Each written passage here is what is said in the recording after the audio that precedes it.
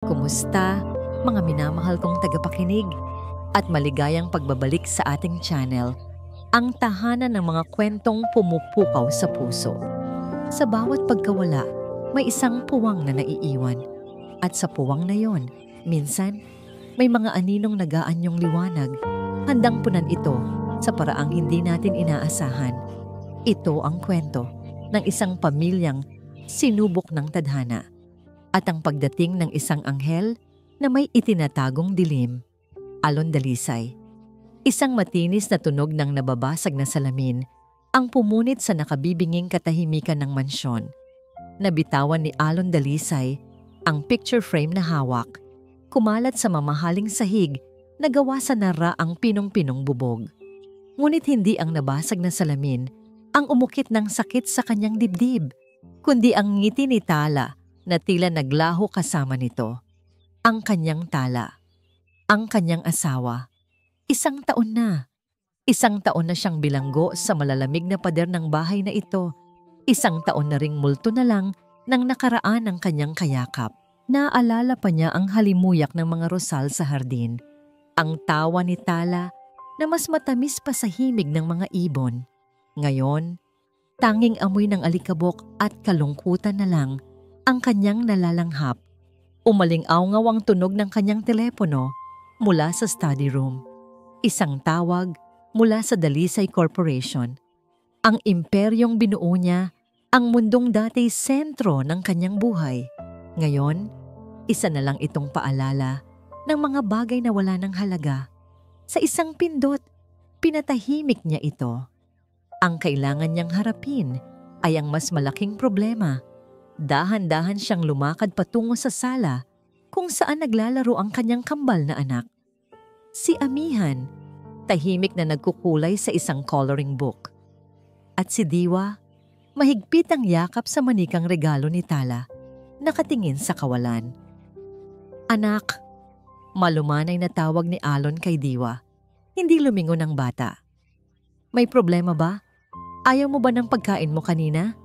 Isang bahagyang iling lang ang isinagot nito habang lalong humigpit ang yakap sa manika. Nakita ni Alon ang takot sa mga mata ng sariling anak. Isang takot na hindi niya maintindihan. Isang pader na hindi niya kayang wasakin. Ang dating masayahin at bibo niyang mga prinsesa, ngayon ay parang mga aninong takot sa sarili nilang tahanan. Bigo siya. Bigo siyang ama. Habang nakatayo roon, nalulunod sa sariling kawalan ng pag-asa, isang tunog ang muling bumasag sa katahimikan. Ding-dong. Ang tunog ng doorbell. Sino naman ang bibisita sa kanila? Matagal na nilang isinara ang kanilang pinto sa mundo. Nag-aalangan siyang lumakad patungo sa pinto. Pagbukas niya, isang babaeng may maamong muka at matamis na ngangiti ang tumambad sa kanya. May dala itong isang kahon ng pastries. Magandang hapon po. Bati ng babae. Ang boses ay tila musika sa pandinig. Nandito po ba si Alon Dalisay? Ako nga, sagot ni Alon, naguguluhan. Pasensya na sa abala, sabi ng babae. Isang bahid ng lungkot ang gumuhit sa kanyang mga mata. Ako si Luningning. Ako ang matalik na kaibigan ni Tala noong high school. Ang pangalan ng kanyang asawa. Para itong isang susi na biglang nagbukas ng isang nakakandadong pinto sa puso ni Alon.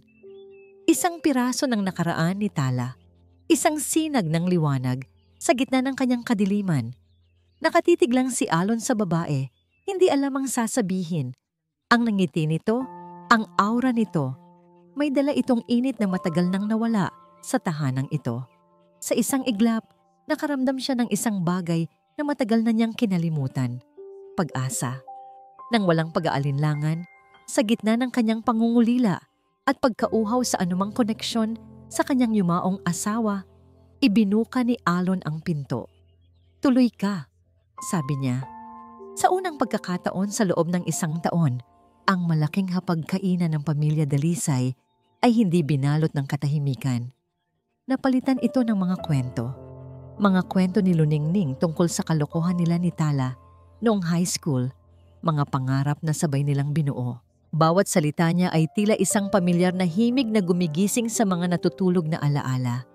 Maging si Amihan, na laging tahimik, ay napangiti sa kwento kung paano daw muntik nang mahulog sa ilog si Tala para lang makuha ang isang pambihirang bulaklak. Paborito niya yon, sabi ni Luningning, sabay tingin kay Alon na may ngiti sa mga labi. Kaya ito ang niluto ko, adobong puti. Palagi niyang sinasabi, balang araw, ipapatikim niya sa magiging asawa niya. Natigilan si Alon. Totoo, iyon nga ang unang putahing inihanda ni Tala para sa kanya. Paano niya nalaman? Siguro, naikwento nga ni Tala. Ang bigat sa dibdib ni Alon ay tila bahagyang gumaan. Ang presensya ni Luningning ay parang isang mainit na kumot sa isang malamig na gabi. Pagkatapos ng hapunan, habang nagliligpit si Alon ng pinagkainan, lumapit si Luningning sa mga bata. May hawak itong isang maliit at magandang kahon. Mayroon akong isang bagay para sa inyo, sabi niya sa malambing na boses. Matagal na itong itinago ni mami ninyo at ipinangako namin sa isa't isa na ibibigay ko ito sa inyo sa tamang panahon. Binuksan niya ang kahon. Isang antigong music box na gawa sa kahoy ang laman nito. Nang pihitin niya ang susi, isang malamyos, ngunit hindi pamilyar na himig ang tumugtog. Namangha si Amihan. Wow! Ang ganda! Tita Luningning. Ngunit si Diwa ay nanatiling nakatitig sa kahon. Ang mga kilay ay magkasalubong. Hindi ba ninyo gusto, Diwa? Tanong ni Luningning. Ang nangiti ay hindi pa rin nawawala. Umiling si Diwa. Hindi po ganyan ang kanta ni Mami. Isang saglit na katahimikan ang namayani. Ngumiti lang si Luningning at ginulo ang buhok ng bata. Naku, baka nakalimutan mo na lang anak. Ito ang paborito naming pakinggan noon. Lumapit si Alon sa kanila. Diwa, magpasalamat ka kay Tita Luningning mo.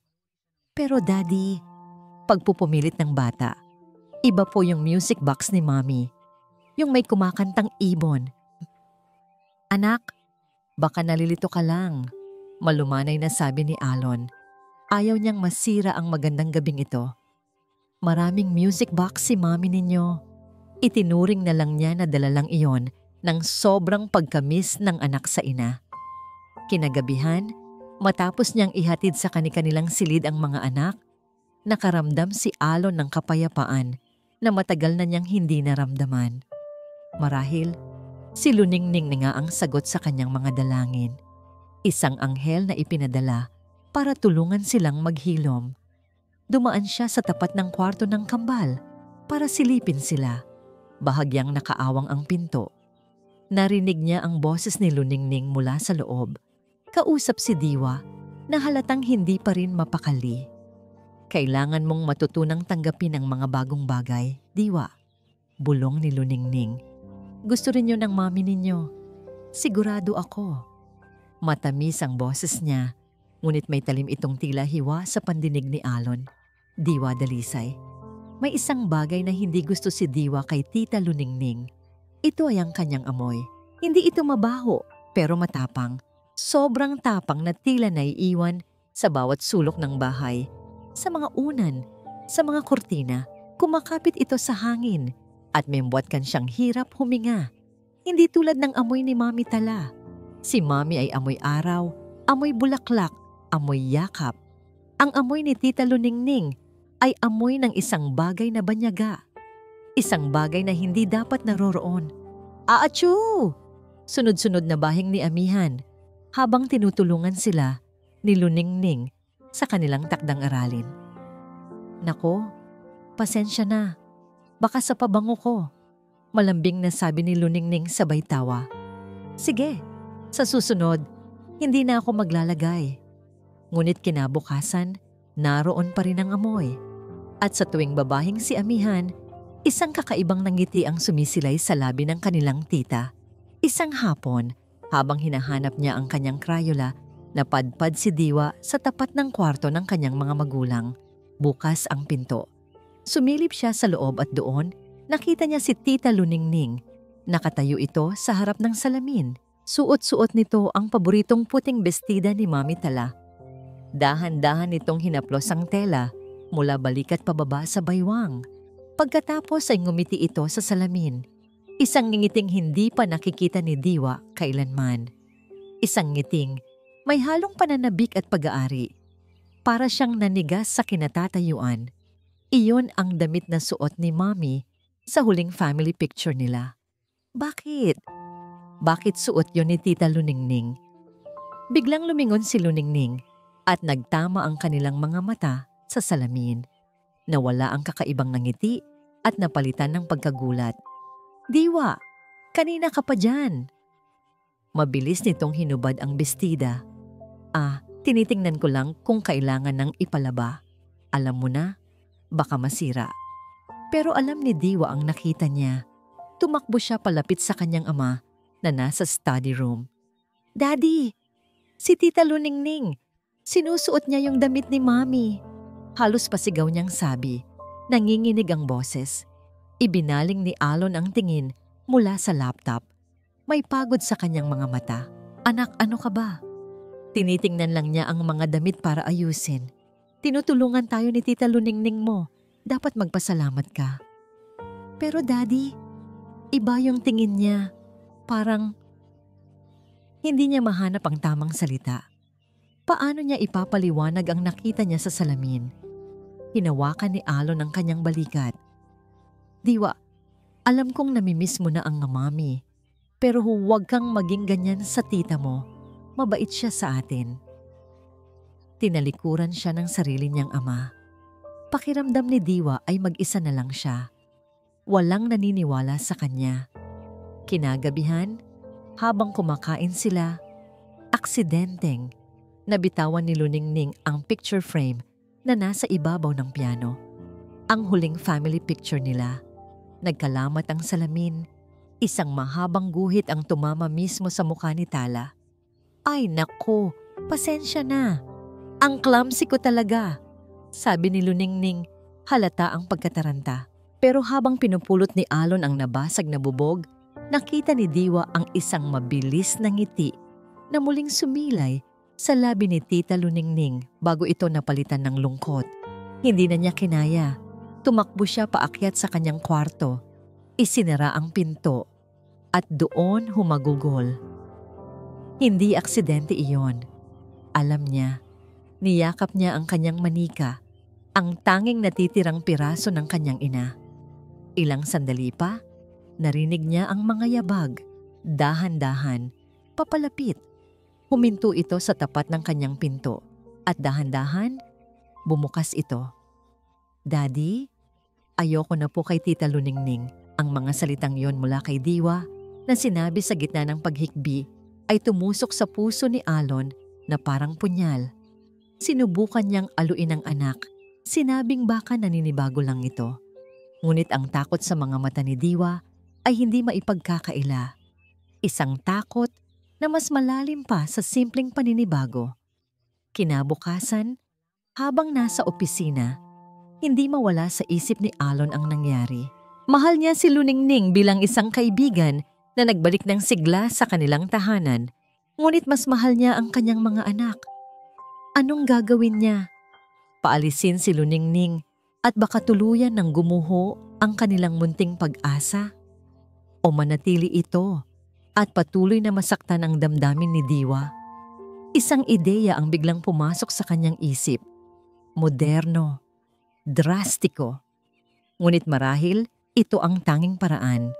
Nang hapong yon, isang team ng security installers ang dumating sa mansyon habang wala si Luningning.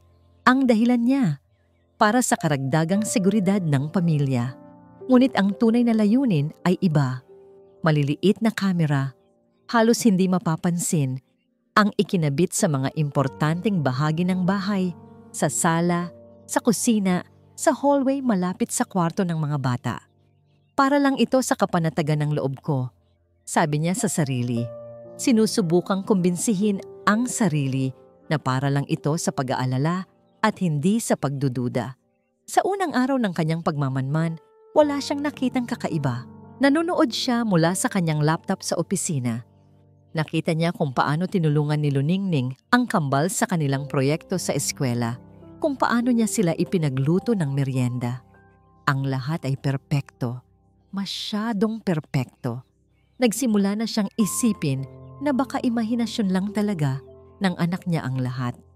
Hanggang sa isang gabi, habang kumakain sila ng hapunan, muling nagkwento si Luningning.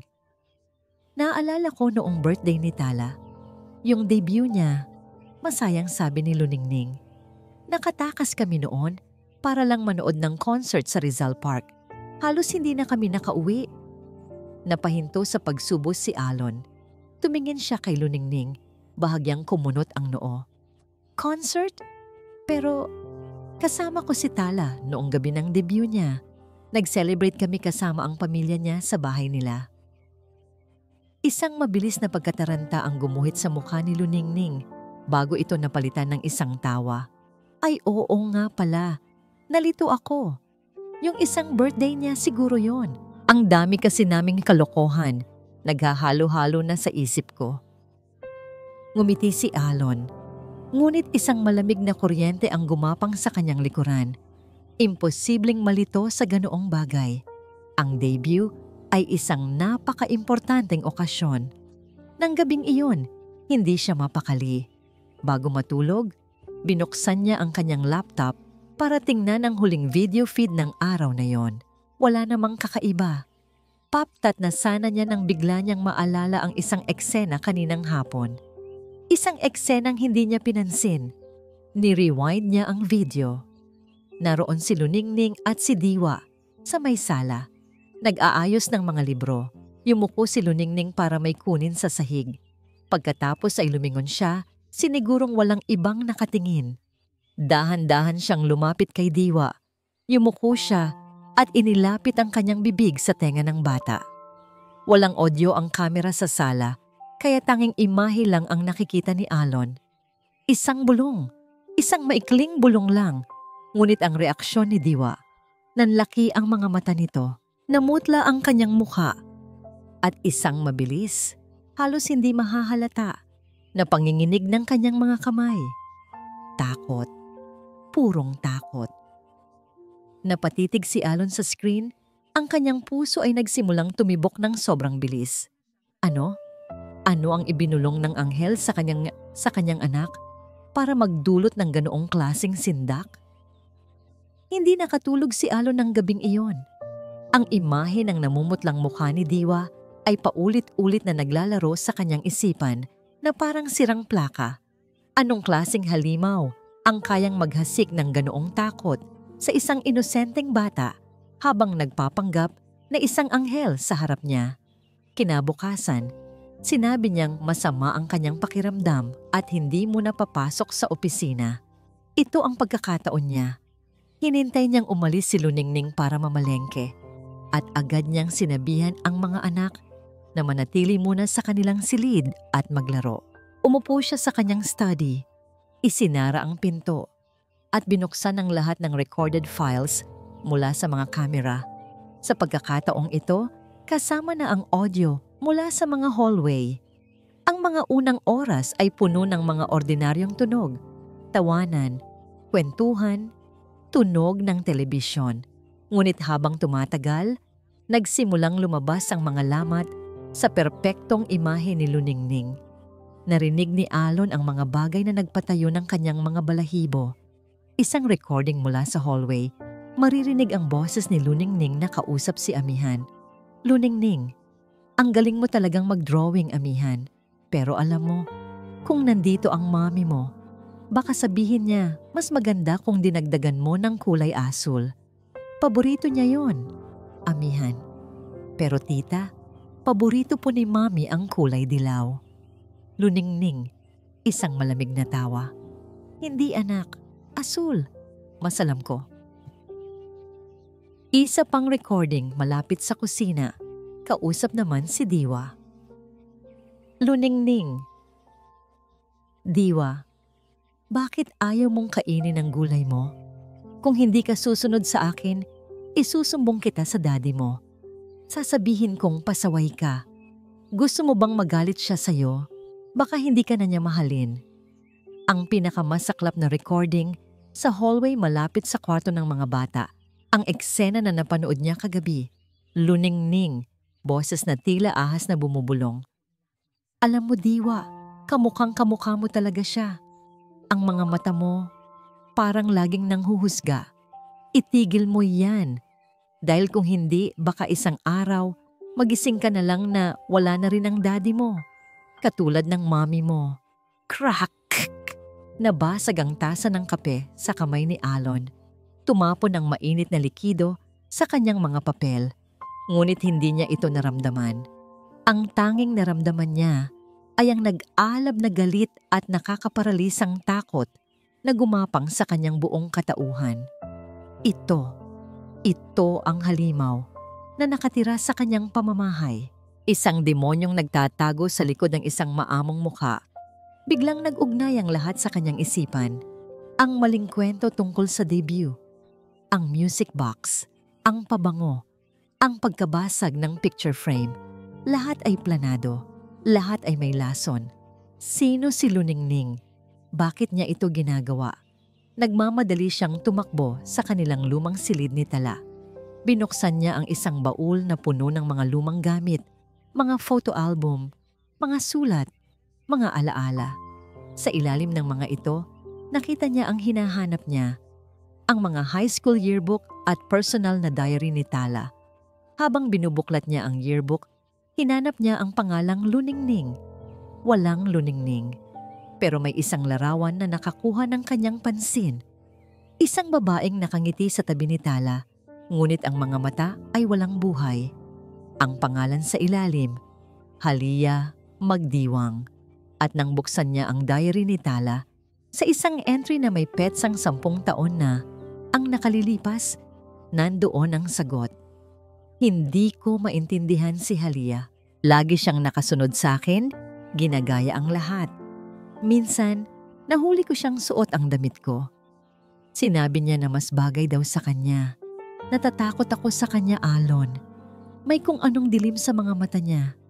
Sana, layuan na lang niya ako. Halia, hindi Luningning, isang kasinungalingan. Lahat ay isang malaking kasinungalingan. Nanginginig ang mga kamay na kinuha ni Alon ang kanyang telepono. Nanginginig, hindi sa takot, kundi sa isang determinasyon na ipagtanggol ang kanyang mga anak. Nagdial siya ng numero. Hello, Pulisya. Ako si Alon Dalisay. May gusto akong i-report. Isang krimen na nangyayari mismo sa loob ng bahay ko. Ang ngiti na ipinapakita ni Alon kay Halia ay ang pinakamahirap na pag-arte na ginawa niya sa buong buhay niya. Bawat hibla ng kanyang kalamnan ay gustong sumigaw. Gustong itulak palayo ang babaeng ngayon ay abala sa paghahanda ng hapunan sa kanyang kusina. Ngunit kailangan niyang magtiis. Ito ang plano. Ito ang tanging paraan. Matapos ang tawag niya sa pulisya, 2 detective ang agad na pumunta sa kanyang opisina. Ipinakita niya sa kanila ang lahat. Ang mga video, ang mga audio recording, ang diary ni Tala. Kitang-kita sa mukha ng mga pulis ang pagkagimbal. Psychological abuse ito, Mr. Dalisay, at may malinaw na banta sa buhay, sabi ni Detective Ramos, isang veteranong pulis na may seryosong mukha. Kailangan natin siyang mahuli sa akto. Kailangan nating marinig mula mismo sa bibig niya ang pag-amin. At doon, binuo nila ang plano. Isang hapunan, isang espesyal na hapunan para pasalamatan si Halia sa lahat ng tulong nito. Sa ilalim ng mesa, may naka-install na panic button. Sa labas ng bahay, nag-aabang na ang mga pulis, nakikinig sa bawat salitang bibitawan sa loob. Ang pinakamahirap na bahagi ay ang paghahanda sa kanyang mga anak. Kinausap niya sina Amihan at Diwa nang may buong pag-iingat. Hindi niya sinabi ang buong katotohanan para hindi sila matakot. Ngunit sinabi niyang kailangan nilang magtiwala at sumunod sa kanya. Maglalaro tayo mamaya sa hapunan, sabi niya sa mga ito. Kahit anong marinig ninyo, kahit anong sabihin ni tita, huwag kayong bibitaw sa kamay ni daddy. Okay ba yon? Tumango si Amihan, habang si Diwa naman ay tumitig sa kanyang mga mata. Tila naiintindihan ang bigat ng sitwasyon. Isang tango rin ang isinagot nito.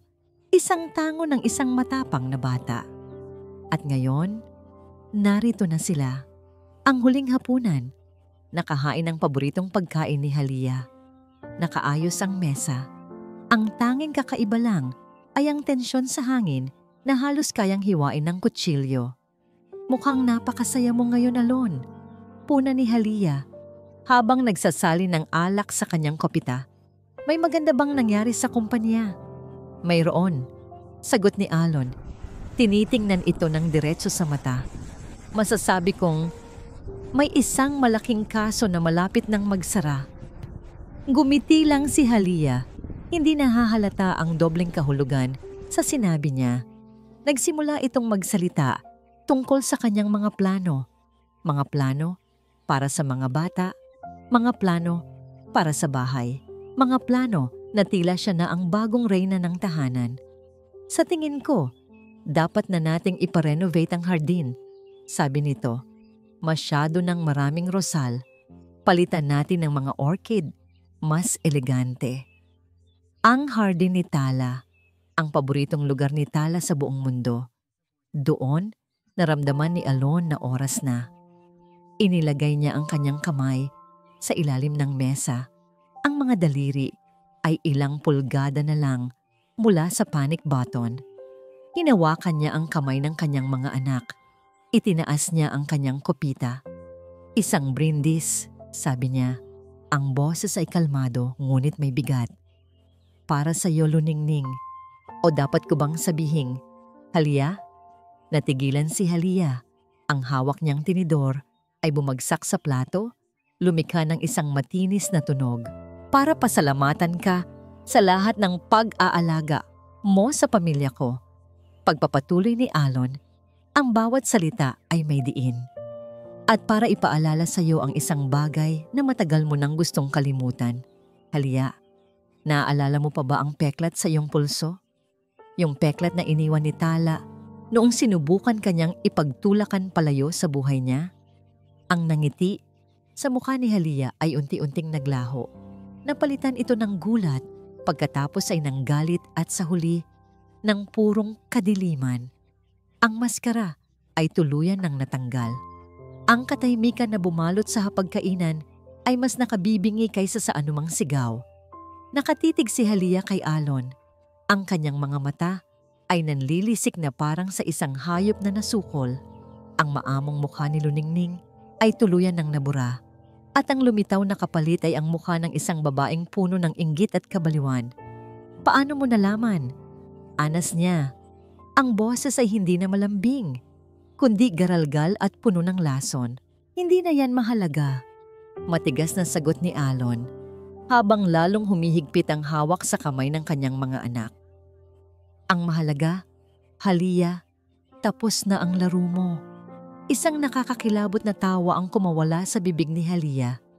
Isang tawa na walang bahid ng saya, tanging kabaliwan.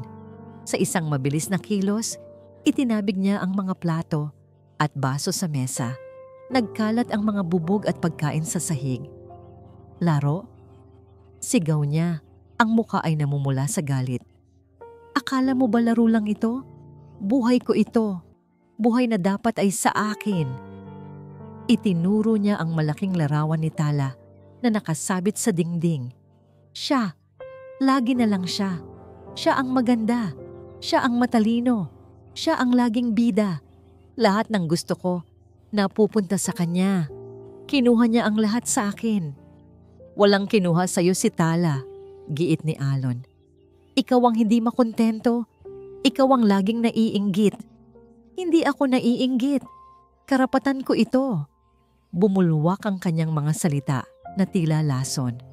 Ako dapat ang nasa posisyon niya. Ako dapat ang asawa mo. Ako dapat ang ina ng mga batang yan. Kaya kinuha ko ang dapat ay sa akin.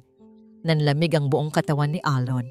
Anong ibig mong sabihin? Ngumisi si Halia, isang nangising demonyo. Ang aksidente. Sa tingin mo ba talaga aksidente lang yon? Isang maliit na hiwa sa preno ng kotse. Isang maliit na tulak lang. At ang lahat ng pangarap niya, biglang nagwakas. Napakadali lang pala. Pag-amin. Iyon na. Ang salitang hinihintay ng lahat. Ang salitang maglalagay ng huling pako sa kanyang kabaong. Naramdaman ni Alon na nananikip ang kanyang dibdib. Hindi lang isang stalker. Hindi lang isang mapang-abuso, isang mamamatay tao. Sa sandaling iyon, ang galit ni Alon ay napalitan ng isang misyon. Ang ilayo ang kanyang mga anak sa halimaw na ito. Dahan-dahan siyang umatras, itinago ang mga bata sa kanyang likuran. Tapos na, Halia, sabi niya. Ang boses ay nanginginig ngunit buo. Hindi pa. Sigaw ni Halia. At dumampot ng isang piraso ng nabasag na plato. Ang tulis nito ay kumikinang sa ilaw. Itinaas niya ito at akmang susugurin ang mga bata. Kung hindi kayo mapapasa akin, walang magmamay-ari sa inyo. Sa isang iglap, pinindot ni Alon ang panic button. Blag! Bumukas ng malakas ang pinto at pumasok ang mga pulis. Pulis! Bitiwan mo yan! Sigaw ni Detective Ramos. Natigilan si Halia. Lumingon siya at sa unang pagkakataon, nakita ni Alon ang tunay na takot sa mga mata nito. Ang tapang niya ay biglang naglaho. Mabilis siyang nilapitan at pinusasan ng mga pulis. Habang kinukuha siya, patuloy siyang nagpupumiglas. Ang kanyang mga mata ay nakatuon pa rin kay Alon. Puno ng isang pangako ng paghihiganti. Hindi pa ito tapos, Alon! Huling sigaw niya bago tuluyang isinakay sa police car. Hinding-hindi! Nang mawala na ang sasakyan ng pulis sa kanilang paningin at ang tanging natira na lang ay ang tunog ng sirena papalayo. Doon palang bumagsak ang mga balikat ni Alon. Niyakap niya ng mahigpit ang kanyang kambal. Naramdaman niya ang panginginig ng kanilang mga munting katawan. Shh! Okay na, huwa. Bulong niya. Ligtas na kayo. Ligtas na tayo. Habang nakayakap sa kanyang mga anak, sa gitna ng nagkalat na bubog at wasak na hapunan, alam ni Alon na ito na ang simula. Ang simula ng isang mahabang proseso ng paghihilom. Isang taon. Isang taon na ang lumipas mula sa gabing iyon, ngunit para kay Alon, tila kahapon lang nangyari ang lahat. Ang mga sigaw ni Halia, ang tunog ng nababasag na salamin, ang takot sa mata ng kanyang mga anak, lahat ay nakaukit pa rin sa kanyang alaala. Ngunit ngayon, habang nakatayo siya sa veranda ng bago nilang tahanan, ang naririnig niya ay hindi na sirena ng pulis, kundi ang ugong ng mga alon at ang masayang hiyawan ng kanyang kambal. Ibinenta niya ang lahat. Ang mansyon sa Maharlika Gardens, ang shares niya sa Dalisay Corporation, ang mga mamahaling sasakyan, lahat ng nagpapaalala sa kanya ng buhay na binuo niya sa kasinungalingan at pagpapabaya. Pinalit niya ito para sa isang maliit, ngunit maaliwalas na bahay sa isang tahimik na bayan sa tabi ng dagat, ang bukal ng pag-asa. Dito, wala nang mga business meeting o corporate deadlines. Ang schedule niya ay nakabase na sa oras ng pagpasok at pag-uwi ng mga anak niya mula sa eskwela. Ang mga boardroom ay napalitan ng isang maliit na hardin sa likod bahay kung saan tinuturuan niya sina Amihan at Diwa kung paano magtanim ng mga kamatis at talong. Daddy, tingnan mo, may bulaklak na yung kamatis natin. Masayang sigaw ni Amihan habang itinuturo ang munting usbong. Galing, malapit na tayong mag-ani. Nakangiting sagot ni Alon, ginugulo ang buhok ng anak. Si Diwa na dati laging tahimik ay tumatakbo na ngayon sa buhanginan kasama ang bago nilang aso, isang aspin na pinangalanan nilang Sinag. Ang takot sa mga mata nito ay napalitan na ng ningning. Sila ay naghilom, dahan-dahan, araw-araw, na magkakasama. Siya ay naging isang ama, isang tunay na ama. Isang hapon, habang naglalakad sila sa dalampasigan, nakita nila ang isang babae na abala sa pagpipinta sa isang malaking canvas. Nakatalikod ito sa kanila, ngunit nahalina si Alon sa ganda ng tanawing iginuguhit nito, ang paglubog ng araw. Wow! Bulong ni Diwa na napahinto rin sa paglalakad. Narinig sila ng babae at lumingon ito. Mayroon itong simpleng ganda na may mga mantsa ng pintura sa kanyang pisngi at isang nangiting kasing init ng papalubog na araw. Nagustuhan niyo ba? Tanong nito. Ang boses ay mahinahon. Opo, sagot ni Amihan. Parang totoo po. Ngumiti ang babae. Ako si Laya. Isa akong art teacher dito sa Bukal ng Pag-asa. Alon, pakilala niya at ipinakilala rin ang kanyang mga anak. Iyon ang simula. Ang kanilang mga pag-uusap sa dalampasigan ay nauwi sa pagkakape hanggang sa pagsasalo sa hapunan. Nalaman ni Alon na si Laya Kalinaw ay isang babaeng puno ng kapayapaan at kalayaan. Dalawang bagay na matagal na niyang hinahanap. Hindi siya nagmamadali. Hindi siya pumupuno ng isang puwang. Sa halip, tinutulungan niya si Alon at ang mga bata na buuin muli ang kanilang sarili. Ngayong hapon, habang papalubog ang araw, magkakasama silang apat sa dalampasigan, gumagawa ng isang malaking sandcastle. Ang tawa ni Amihan, ang kwento ni Diwa, ang mahinahong presensya ni Laya, at ang payapang tibok ng puso ni Alon, lahat ay nagsasama-sama para buuin ang isang perpektong sandali. Tumingin si Alon sa dalawang pinakamahalagang babae sa kanyang buhay ngayon, sina Amihan at Diwa. Pagkatapos ay tumingin siya kay Laya na nakangiti sa kanya. Tapos na ang dilim. Ang supling ng pag-asa ay nagsisimula ng mamukadkad. Sa wakas, pagkatapos ng mahabang panahon, nakauwi na rin si Alon Dalisay. At dito po nagtatapos ang kwento nila Alon, Amihan at Diwa. Isang paglalakbay na nagturo sa atin na ang tunay na kayamanan ay hindi nasusukat sa salapi, kundi sa oras at pagmamahal na ibinibigay natin sa ating pamilya. Ipinakita rin nito na ang pinakamatinding dilim ay maaaring magtago sa likod ng pinakamaliwanag na ngiti. Taos-puso po akong nagpapasalamat sa inyong walang sawang pagsubaybay sa bawat kabanata ng kanilang buhay. Sana ay mayroon kayong napulot na aral at inspirasyon mula sa kanilang karanasan. I-comment nyo lang po sa ibaba kung ano ang pinakapaborito ninyong eksena o ang aral na tumatak sa inyong puso. Kung nagustuhan nyo ang kwentong ito, isang pindot lang po sa like button, i-share sa inyong mga kaibigan, at syempre, mag-subscribe na rin po kayo para hindi mahuli sa mga susunod pa nating kwento. Muli, ako po ang inyong lingkod, nag-iiwan ng isang paalala. Ang bawat puso ay may sariling kwento at ang bawat kwento ay may aral na naghihintay. Hanggang sa muli.